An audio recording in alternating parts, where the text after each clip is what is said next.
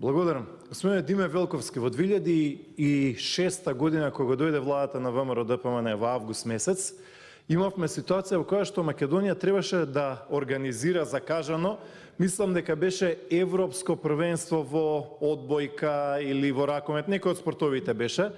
Не знам дали беше за мажи или за жени, но имаше ситуација во која што апсолутно Македонија ќе требаше со брука, срам и резил да го откажува Европското првенство, затоа што спортската сала Борис Трајковски ни близко не беше до тоа да биде завршена.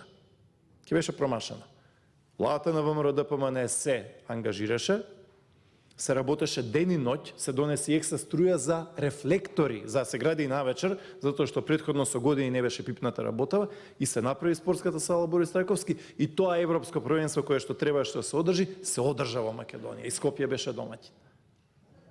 Така што, кога зборуваме за капитални инвестиции, сакате ли стадион, сакате ли училишта, сакате ли булевари, сакате ли милениумска крстна водност, сакате ли аеродром, сакате ли индустријска економска зона во која што има сега фабрики за автобуси и извози во милиарди евра годишно, се е направено од ВМРО ДПМН. СДСМ во Скопје една шајка нема заковано и една бандера нема направена.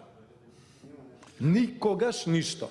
Значи, ако ги гледаме и општините, сега, во моментов, општина Ѓорче Петров, фијаско, општина Аеродром, ништо, еве, било кој нека каже што е направено аеродром.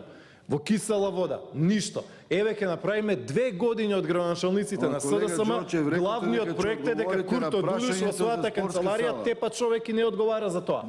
Значи, имаме капитални проекти, но проблемот е што сега нема проекти, нема ништо, нула, ништо. Благодарам.